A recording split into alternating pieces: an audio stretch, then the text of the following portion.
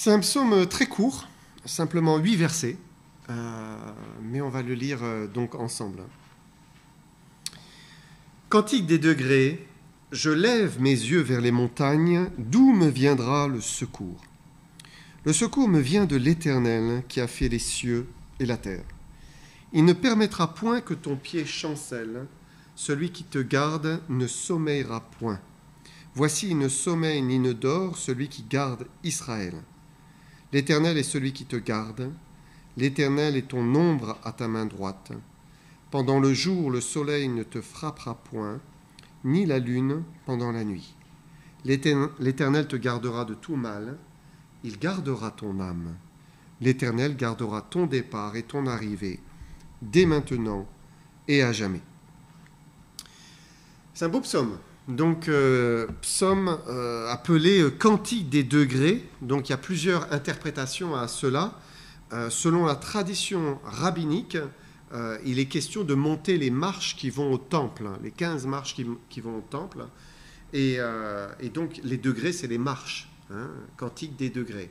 Et donc, le psaume aurait été chanté, lu, quand on montait ces marches. Pour d'autres, c'est plutôt quand on monte à Jérusalem, parce que Jérusalem est en altitude, et donc quand on allait par exemple pour une fête, Pâques, Pentecôte ou une fête juive, fête des tabernacles, on pouvait chanter ces cantiques des degrés, et notamment ce cantique-là.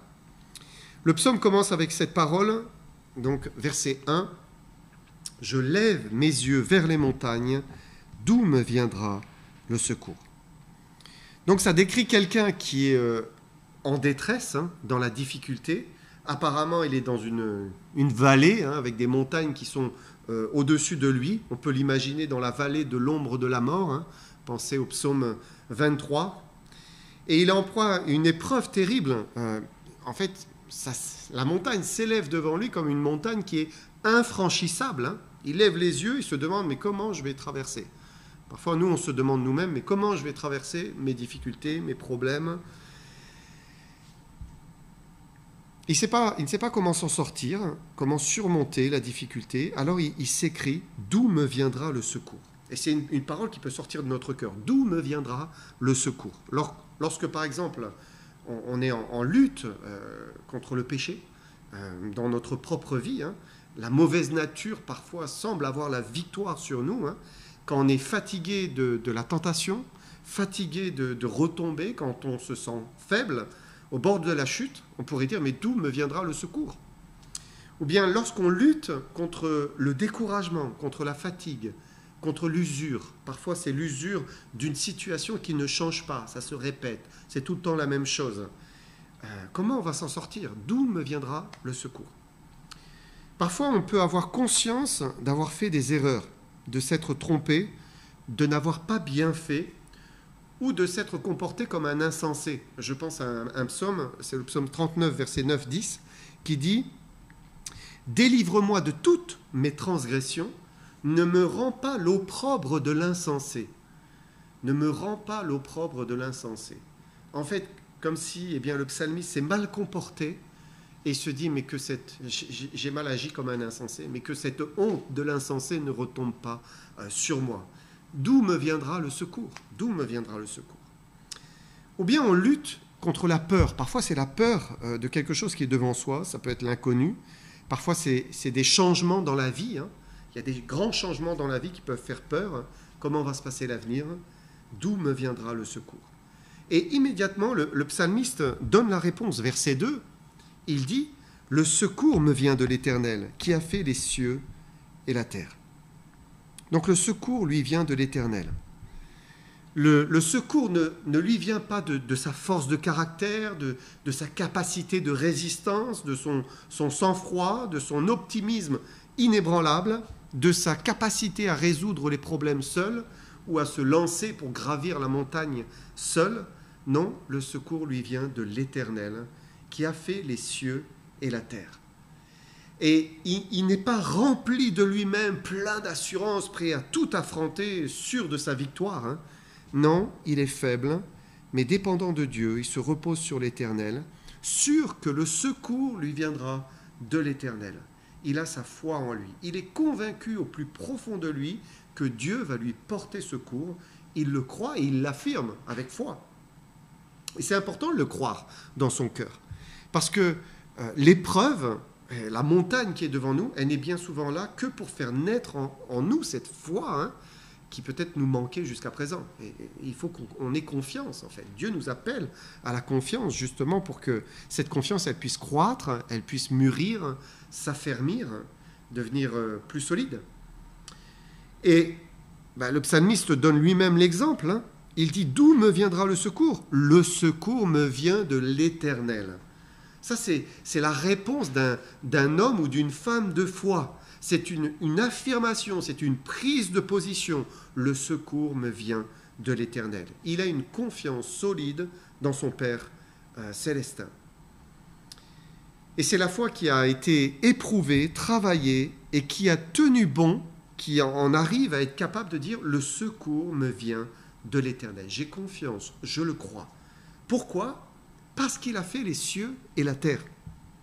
Et c'est intéressant parce que, en fait, il relève, il est le Créateur. Il est le Créateur, donc en fait, il remet Dieu à sa place.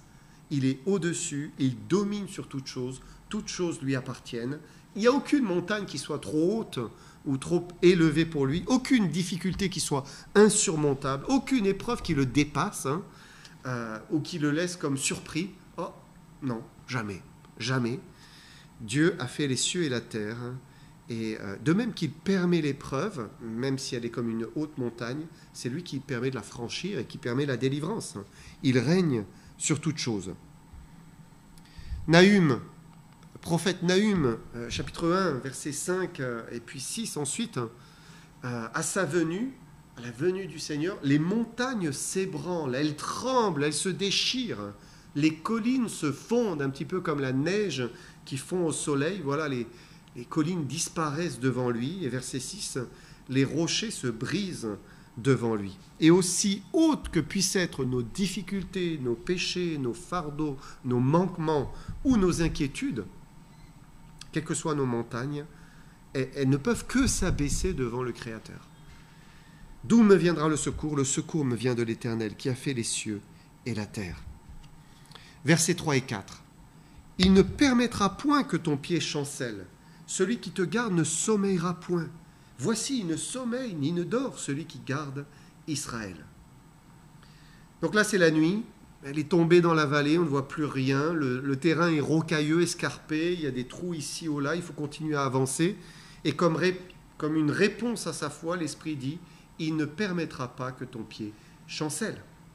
Il ne permettra pas que tu sois ébranlé, que tu vacilles, que tu chutes, même si le chemin est difficile et ténébreux, comme dit le cantique. Dieu garde celui qui place en lui sa foi, sa confiance, et il est en sécurité, il peut avancer en paix. Dieu ne dort pas, il ne dort pas ni ne veille, il ne dort pas, mais il veille constamment sur nous. Individuellement, Dieu a son œil sur chacun d'entre nous. Les gardes, il dit « Celui qui te garde ne sommeillera point », mais vous savez, les gardes militaires sont souvent sujets à la réprimande si jamais ils s'endorment quand ils sont de garde. Mon père m'a raconté des histoires où il était de garde. Et s'ils s'endorment au milieu de la nuit, c'est terrible. Et comme dit le psaume 130, verset 6, « Mon âme compte sur le Seigneur plus que les gardes ne comptent sur le matin. » Que les gardes ne comptent sur le matin. Et c'est certain, les gardes au milieu de la nuit, eh bien, ils sont là, vivement que ça s'arrête, quoi. Parce que j'ai envie de retrouver mon lit, quand on est épuisé, eh bien, on n'a qu'une envie, c'est que l'heure, elle tourne vite, et qu'on puisse, eh bien, se coucher. Et ils sont si impatients de voir la relève, et donc la délivrance, et nous, eh bien, on doit être impatients comme cela, en fait, d'attendre la délivrance de l'Éternel, de se reposer sur lui, d'avoir confiance en lui, parce qu'on sait que, eh bien, il va nous délivrer. Le Seigneur nous garde nuit et jour, il ne sommeille pas. D'abord, il n'ignore aucune des situations dans lesquelles on pourrait se trouver. On pourrait parfois penser que Dieu est comme absent, silencieux, parce que on ne ressent rien, il ne se passe rien, on est toujours dans la même situation, hein. Mais il est omniscient et Dieu sait parfaitement toutes les circonstances par lesquelles nous passons. Je me souviens d'un jour où j'étais moi-même éprouvé et j'ai pris un livre de méditation et quand je l'ai ouvert, le titre de la méditation c'était « Dieu sait ». Ça fait référence au verset, hein, Matthieu 6, verset 32, quand il dit « Le Père sait que vous en avez besoin ». Dieu sait, le Père sait. C'est bon de savoir que Dieu sait. Hein, simplement ce titre, Dieu sait. Quand on est éprouvé, quand on est au bout de soi-même, de savoir que je sais, c'est rassurant, c'est apaisant en fait. Voilà, je ne suis pas tout seul, non, Dieu sait bien et Dieu pèse et mesure ce que je vis. Il n'est jamais indifférent à notre situation. Il nous aime et nous comptons pour lui. Vous connaissez ce verset, tous les cheveux de notre tête sont comptés. Pourquoi dit-il cela ? Parce qu'il se soucie justement de nous, hein, jusque dans les plus petits détails de notre vie. Alors combien plus, hein, ce qui concerne nos besoins, nos luttes ou les peines de notre âme. Et puis pour finir, Dieu n'est jamais fatigué de nous porter secours. Il ne se lasse pas de nous tendre la main encore et encore pour nous délivrer, pour nous relever, pour nous affermir, pour nous protéger, pour nous encourager. Alors verset 4, on peut le relire. « Voici, il ne sommeille ni ne dort celui qui garde Israël. » À l'époque, être gardé, ça avait beaucoup plus de signification qu'aujourd'hui parce que le peuple d'Israël pouvait être envahi. Hein. Il y avait sans cesse des peuples qui avaient des velléités, hein, qui voulaient s'emparer des territoires, un peu comme aujourd'hui. Hein. Le monde n'a pas changé. Hein. Mais donc à l'époque, l'idée d'être gardé, c'était précieux. Et Dieu a toujours été fidèle à ses promesses. Il veillait constamment sur eux. Et quand il y avait un peuple qui venait attaquer Israël, c'était souvent à cause du péché. C'était un châtiment. Dieu permettait qu'un autre peuple vienne châtier son peuple. Hein. Mais si il marchait avec l'Éternel, il faisait ce qui était bien, ils étaient dans une parfaite sécurité en fait. Hein. L'Éternel gardait Israël comme son principal trésor, avec une grande vigilance. Hein. C'était le peuple qu'il avait choisi, c'était comme la prunelle de son œil. Hein. Et nous, il nous garde de la même manière. La Bible dit que pour nous, l'Église, hein, nous sommes une perle de grand prix. Nous sommes un trésor que Dieu a trouvé dans le monde, en fait. Hein. Ça, c'est Matthieu 13. Nous sommes aussi une partie de lui-même, puisque nous sommes le corps de Christ. Donc on est une partie de lui-même. Et nous sommes sa fiancée bien-aimée, qu'il est en train de préparer en vue des noces. Et tout ça, ça nous montre l'immense valeur que nous avons, l'Église, et chacun individuellement. Dieu veut nous porter une grande attention, parce qu'il nous aime. Versets 5 et 6, versets 5 et 6, l'Éternel est celui qui te garde, l'Éternel est ton ombre à ta main droite. Pendant le jour, le soleil ne te frappera point, ni la lune pendant la nuit. L'Éternel est notre ombre, l'ombre à notre main droite. La main droite, c'est celle avec laquelle on agit, on entreprend. Hein. C'est un peu l'idée dans la Bible. Et l'Éternel est notre ombre à la main droite. Quand on lui demande, il veille sur les choses que nous faisons, sur nos actions, sur nos gestes. Il nous garde de nous tromper, de faire une erreur, de nous égarer. Et c'est touchant cette image de l'ombre, parce que l'ombre, elle vous suit parfaitement, et tout le temps. Hein, et elle est toujours là, en fait. Hein. Dès qu'il y a la lumière, il y a l'ombre. Hein. Et ça veut dire, Dieu est là. Il est tout le temps là, et il nous suit parfaitement dans tout ce que nous faisons. Il ne nous quitte jamais. Que ça soit le jour, lorsqu'on voit bien clair, ça pourrait symboliser les moments où tout va bien, où là, c'est les jours où tout va bien, on est dans la joie, on marche avec le Seigneur, on a comme des ailes.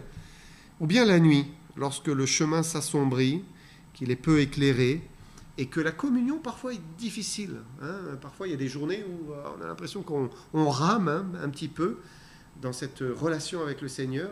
Mais si on s'en remet à lui, même si on ne ressent pas, on s'en remet à lui par la foi, il nous gardera.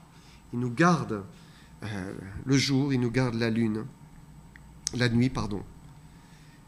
L'Éternel est celui qui nous garde. Verset 7. L'Éternel te gardera de tout mal, il gardera ton âme. Et il n'y a que lui qui puisse nous préserver de tout mal. À la fois le mal que l'on subit, le mal qui nous est extérieur, mais aussi le mal intérieur, celui qui vient de notre propre cœur. Et il y a les deux. Et c'est déjà merveilleux de savoir que Dieu mesure, dirige les circonstances qui sont autour de nous, qu'il n'y a rien qui n'arrive sans qu'il l'ait ordonné ou permis. Mais c'est encore plus merveilleux de savoir qu'il nous garde dans notre âme. Il veille intérieurement sur notre cœur. Il nous préserve de nous-mêmes, de nos pensées, de nos péchés, quand on s'en remet à lui, encore une fois, quand on compte sur lui. Et ça, c'est une promesse à saisir dans les moments de faiblesse, de chute, de découragement. Mais il faut la saisir. Les promesses, elles sont là pour être saisies par la foi. Il faut que nous y placions notre foi. Parce que si on n'y place pas notre foi, c'est comme une lettre morte. En fait, ça ne sert à rien. Il faut s'en emparer, il faut la saisir, il faut croire que Dieu fait ce qu'il dit. Et alors là, on voit la parole qui devient vivante et qui se manifeste dans notre vie. On n'a rien à craindre, il s'occupe de nous, simplement si on lui fait confiance. Le secours me vient de l'Éternel qui a fait les cieux et la terre, je le crois. Verset 8. L'Éternel gardera ton départ et ton arrivée, dès maintenant et à jamais. Après nous avoir montré qu'il nous gardait constamment, qu'il ne dormait ni ne sommeillait pour prendre soin de nous, qu'il nous gardait dans toutes les circonstances, de jour, de nuit, de tout mal, intérieur, extérieur, il nous dit maintenant qu'il gardera notre départ et notre arrivée. Alors c'est une parole qui est souvent prise ou saisie par les chrétiens, lorsqu'ils partent pour un voyage, ça peut être pour un déménagement, le Seigneur nous assure qu'il nous protégera, qu'il nous gardera, qu'il sera avec nous. Il faut s'appuyer sur cette parole. Mais on peut aussi y voir le commencement et la fin de la vie chrétienne. Dieu nous assure sa présence et son soutien tout au long de notre pèlerinage sur cette terre, et il s'engage même à nous garder dès maintenant et pour l'éternité. Dans ce psaume, il nous est répété 6 fois le verbe « garder ». Il n'arrête pas, en fait, à chaque verset. Pourquoi ? Pour qu'on puisse, justement, le croire, avoir une absolue certitude. Quelle que soit la montagne, quelle que soit notre épreuve, il nous gardera. Notre part, c'est simplement de le croire, de le saisir, et puis de le remercier. Quand on remercie, c'est un acte de foi. C'est déjà qu'on s'empare de la chose quand on le remercie. Voilà, que le Seigneur vous bénisse.